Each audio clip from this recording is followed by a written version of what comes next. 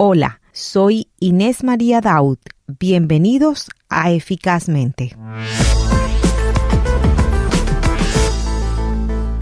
Soy el mayor de los hijos de mi papá, el menor de los hijos de mi mamá y el único de papá y mamá. Él es Gustavo de la Vega, el líder de Native Ads, empresa tan exitosa que el año menos bueno creció el 240%. Óigase bien, el año más malito de ellos crecieron el 240%. ¿Cómo lo han logrado? Eso es lo que sabremos más adelante. Por el momento, vamos a donde inicia esta historia.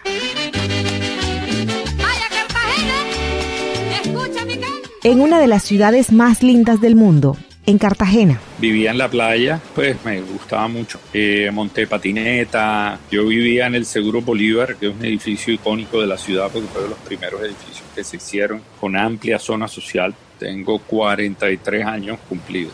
Viví en Cartagena casi toda mi vida. Me gradué de La Esperanza, Colegio de La Esperanza, cuando quedaba en la calle El Tejadillo, en el centro de la ciudad. Hoy se llama Colegio La Nueva Esperanza y está en Turbaco. En los años 80 la tecnología parecía de otro mundo y no estaba al alcance de todos.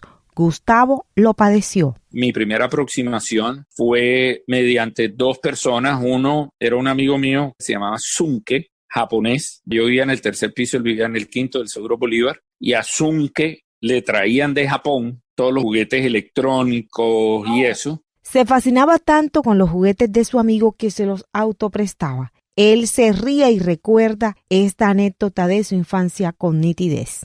Yo le robaba los juguetes a Sunke, pero se los robaba temporalmente. O sea, a Sunke se le perdían los juguetes de 3 a 5 días. Yo cogía, me robaba el juguete, me lo llevaba para mi casa, lo escondía y por la noche jugaba con él hasta que ya terminaba, digamos, de armar lo que iba a armar o de jugar con lo que iba a jugar o de lo que fuera. Volvía, lo desarmaba, lo dejaba en su estado tal cual me lo había robado y milagrosamente el juguete aparecía nuevamente en la casa de Sunke. En esa época apareció por su casa la segunda persona que influyó en su gusto por la tecnología. Un pelado que estaba enamorado de mi hermana. De hecho, fue de los primeros novios de mi hermana. Su nombre es Peter Ibelins. No sé en dónde andará ahora. Lo último que yo supe era que había llegado a la NASA. Pero era en ese momento un adolescente, yo era muy chiquito, él hacía walkie-talkies, hacía carros a control remoto y como tenía que agradarle al hermano menor, entonces me dejaba jugar con esas cosas. Entonces armó, por ejemplo, un sistema de intercomunicación entre su cuarto y el de mi hermana. Todo se alineaba para la suerte de Gustavo. Y para él fue positivo hasta que la hija de la rectora de su colegio regresara de Estados Unidos con novio gringo. Y él trajo unos Apple II y trajo 4 computadores y los puso en una sala. Y obviamente yo vivía pegado a esos 4 computadores. Entonces yo aprendí a programar y entrando a quinto de primaria, a mí me regalaron un computador. En esos años de colegio supo que su vida era la tecnología y a su vez se le activó el gen emprendedor. Tanto mi papá como mi mamá siempre fueron independientes y emprendedores. Mi mamá me marcaba los cuadernos y en tercero de primaria yo llegué con mis cuadernos marcados con Contact. Y a mis compañeritos les gustó. Yo decidí vender eso, hice calcomanías como hasta tercero de bachillerato, inclusive en Bogotá vendía yo calcomanías y con eso me ayudaba. Bogotá, la ciudad en la que cursó estudios universitarios, pero antes... Y estuve prestando servicio militar en reclutamiento y control reservas del ejército en Bogotá. Y ahí estuve los primeros 2 meses y algo en Tolemaida y luego en Bogotá. Llegué con 5 calzoncillos, un cepillo de dientes y una pasta dental. Porque si yo me iba ahí para el ejército, pues el ejército me tenía que dar todo, la dotación y todo. Y así fue. Así me presenté con un pequeño morral. Tolemaida fue su destino, pero pronto le hicieron la pregunta clave. ¿Sabe manejar computadores? El ejército genera 2 competencias muy importantes, el tema de autocontrol y un tema de, se puede llamar o perseverancia o resiliencia o este tipo de cosas. Yo creo que el ejército es positivo para los seres humanos. Orgullosamente soy 5º contingente de 1995. Llegó a la Universidad de los Andes a cursar 2 carreras. Yo entro a General Motors estando en la universidad para hacer práctica porque, digamos, tenía ciertas dificultades económicas, entonces tenía que buscar un ingreso y la forma de buscar ese ingreso era haciendo práctica empresarial, que las pagaban.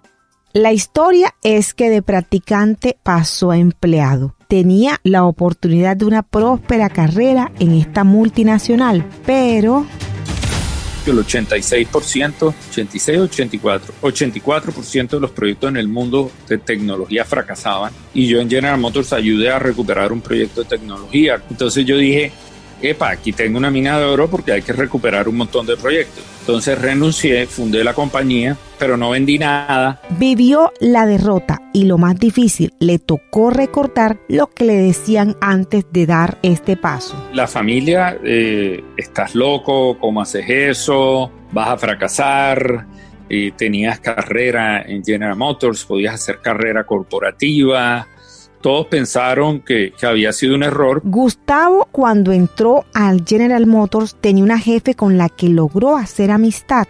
El problema fue cuando la cambiaron. A mí realmente me impulsa a renunciar. Mi jefe me aburrió tanto, me cambiaron el jefe y en ese momento, porque arranqué el proyecto de la compañía antes de lo que tenía pensado, pero hoy se lo veo, le doy un abrazo y un beso porque yo creo que me hizo tomar la decisión correcta. Después de tener su apartamento e independencia económica, le tocó por falta de ingresos dar marcha atrás. Yo me mudo donde mi abuela porque pues comienzo a viajar mucho, entonces ahí la excusa era que como viajaba no necesitaba apartamento, pero mentira, era que debía un poco de meses de arriendo y bueno, no era chévere en el sentido de un pelado menos de 30 años, etcétera, viviendo con la abuela. Y en esa época estaba el comercial de Bombril en boga, entonces el de duras más que un Bombril, que ponían a alguien que tenía 40 años y todavía vivía con los papás. Bueno, yo tenía como 25 y vivía con mi abuela.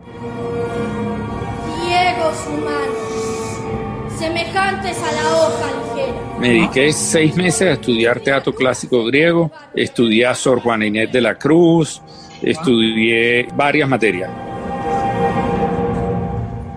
La parte académica iba bien, pero la económica no tanto. Tenía que ir a la universidad y tenía 2.100 pesos y el bus costaba 1.000 de ida y 1.000 de vuelta. O sea, tenía para ir y para volver y tenía clase como de 7 a 3 de la tarde, una cosa así, con un hueco largo al almuerzo, pero no tenía plata. Entonces me tocaba buscar a dónde meterme al almuerzo. Entonces, bueno, me fui y había una conferencia de Orlando Rincón, que es de los fundadores de Parquesoft. Hoy es muy relevante la tecnología de la información. Ahí me senté, pero estaba deprimido, escurrido en la silla, a escuchar las conferencias y tal. Y entonces, bueno, escuché la primera, que era el presidente de Alpina, me acuerdo en ese momento, y luego se sube Orlando, y entonces la primera frase que él menciona es empresas que viven en el mundo físico, nosotros vivimos en el mundo digital, y ahí escucharon al presidente de Alpina en ese momento que él se demoró X años en poder exportar a Ecuador. Nosotros en el mundo del software exportamos en los primeros 15 días porque estamos en el mundo digital. Esta conferencia logró sacudir y darle fuerza para quitarle esa idea de que estaba deprimido. No, yo estaba absolutamente convencido que estaba deprimido, porque lo estaba, porque yo fundé la compañía y no vendí nada hasta 7 meses después. Entonces, nada es nada, 0 pesos, 0 ingresos, nada. No. Yo como al 4º mes estaba deprimido, dormía hasta tarde, no salía, tenía comportamientos, digamos, no. Yo nunca pensaba ni en suicidarme ni en nada de esas películas, pero sí no quería como avanzar y eso. Y mis tías me mandaron, según ellas, donde un psicólogo, pero este psicólogo me comenzó a hablar en términos médicos, me habían mandado ahora donde el psiquiatra. Y él pues escuchó mi historia. El psiquiatra le dijo que se pusiera a trabajar, que tenía la enfermedad del emprendedor.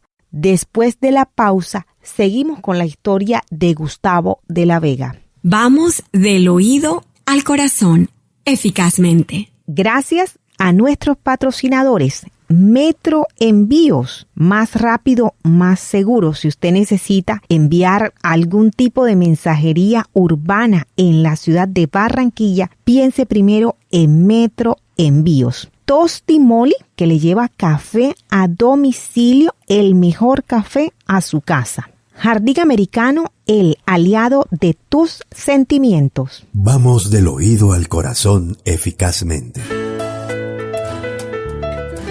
Seguimos en Eficazmente. Antes de la pausa, Gustavo de la Vega había iniciado un emprendimiento y no lograba ventas. Pasaron 7 meses, se declaró deprimido hasta que su mamá le enseñó con el ejemplo qué es el trabajo, la constancia y levantarse después de una derrota. Su esposo, que en paz descanse, estaba muy enfermo, entonces se devuelven al país para él que lo atendieran en Bogotá. Fernando fallece y se hace pues las honras fúnebres. Y al día siguiente, como a las 6 de la mañana, siento yo ruidos.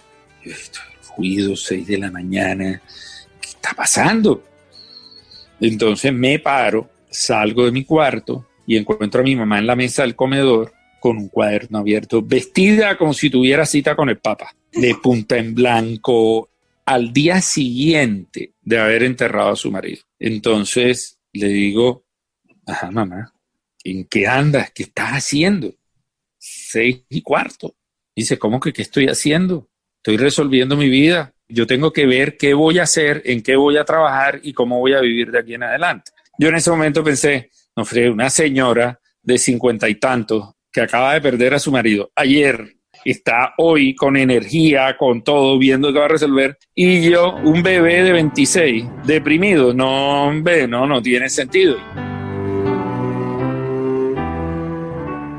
Yo arranqué la compañía con 2,5 millones de pesos, o sea, la arrancamos con 5 millones. Yo puse 2,5 millones y él puso 2,5 millones, pues por cuestiones personales de él se retira de la sociedad.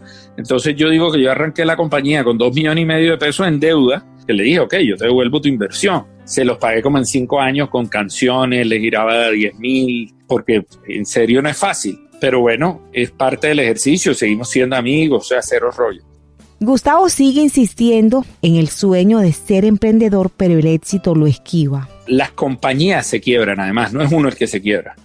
Las compañías se quiebran. Uno fracasa, pero no se vuelve fracasado. Son dos cosas distintas. Entonces, bueno, para hablarte de eso, yo puse todos los huevos en la misma canasta y esa canasta se rompió y se rompieron los huevos, básicamente. Yo estaba detrás de un proyecto de WebOS, que era un sistema operativo antiguo Palm, que Hewlett Packard había comprado a Palm ya como WebOS y lo iba a lanzar en sus dispositivos móviles, y nosotros estábamos detrás de la generación del ecosistema de aplicaciones. Yo ya estaba entrenando 90 ingenieros y cancelaron el proyecto de un momento. Y ahí no solo me quebré financieramente y se quebró la compañía, sino que me quebré yo también como ser humano, porque pues era muy duro el ejercicio de ahí sí no producir, ya casado y con hija. Entonces es mucho más fuerte. Le aposté a un solo proyecto muy, muy grande. Era el 95% de la facturación.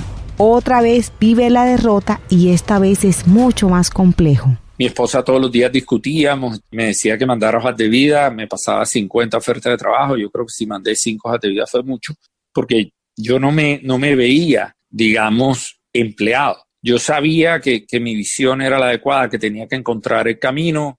Estar quebrado, que todo el mundo te llame a cobrar, que los ingresos sean insuficientes o que no existan ingresos, que las deudas crezcan y crezcan sin control. Todo esto es quebrarse y en medio de todo dar la cara, eso es ser valiente. Pues nada, yo los primeros días pues pensando mucho qué iba a hacer, a todos los clientes les respondí, a todos les di la cara, o sea, los proyectos nunca se vieron, sí se vieron atrasados, sí se vieron interrumpidos, sí todo, pero todo terminamos bien. Eso es algo que yo creo que uno debe tener siempre en la vida, es dar la cara y responder, asumir la responsabilidad. Y las compañías se quiebran, pero uno no lo admite como emprendedor, sino que las recupera nuevamente. Pero pasa por un proceso que cuando tú lo miras matemáticamente, financieramente, de proceso y todo, estabas quebrado, ¿sí?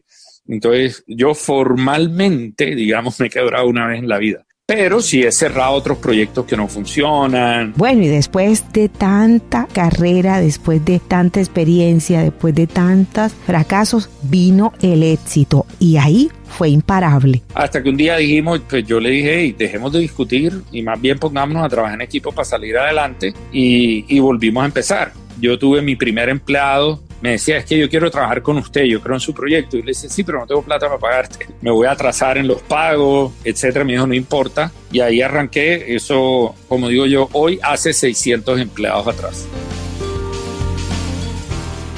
Hoy manejo 2 organizaciones. Yo directamente estoy involucrado en 6 o 7 compañías, de las cuales yo fundé 4. Y tengo más o menos 600 empleados, de los que yo lidero. La historia está, yo espero no volver a pasar por ese revés. 2019 fue un año en el que no crecimos mucho. Nosotros veníamos creciendo 3 veces por año, 300%, cosas así. En promedio era 2.7 veces por año, una cosa así en los últimos 5 años. Pero 2019, con el cambio de estrategia 2018, pues fue un año en el que creo que crecimos el 20, 30%, una cosa así, que es poquito para lo que estamos acostumbrados. Y 2020, pero ese cambio de estrategia, los clientes, digamos, el mercado, nuestros clientes no entendían cómo habíamos cambiado nuestro servicio y cómo estábamos agregando valor. Y la pandemia nos permitió, a diferencia de otros sectores, nos permitió que nuestros clientes entendieran, digamos, la mecánica del ejercicio. Y bueno, porque venimos en los últimos 4 meses creciendo. Ahora mismo tenemos como 25 posiciones abiertas para contratar 25 personas nuevas. Pero yo creo que por ahí hay un porcentaje de la tarea ganado. Y honestamente, yo creo que en la ejecución es donde está la clave. Después de todos estos años y de todos los proyectos fallidos y de todos los errores que he cometido y que sigo cometiendo, porque yo me equivoco casi a diario, si no te diría que todos los días a diferentes horas.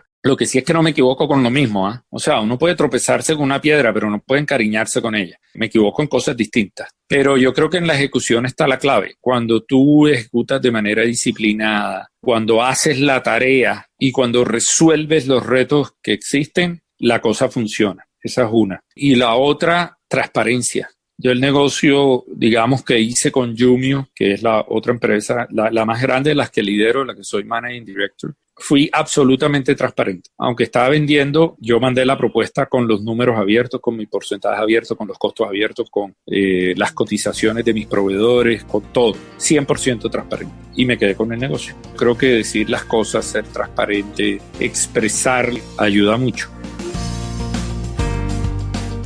La actividad global de Jumio y su línea de negocio consiste en verificar y comprobar las identidades de personas para clientes en el mundo. La sede de Barranquilla es la única en Latinoamérica y está a cargo del exitoso Gustavo de la Vega. Eficazmente.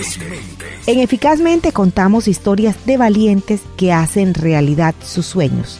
Marlon Natera hizo el diseño de sonido y la edición de este podcast. Majo Borrero y Fadia Emer, la investigación periodística. Esta historia fue sugerida por Paulette Franco, nuestra mentora de ads.co. Gracias a ella y gracias a ustedes por escucharnos. Yo soy Inés María Taut. Vamos con toda y gracias por estar aquí eficazmente.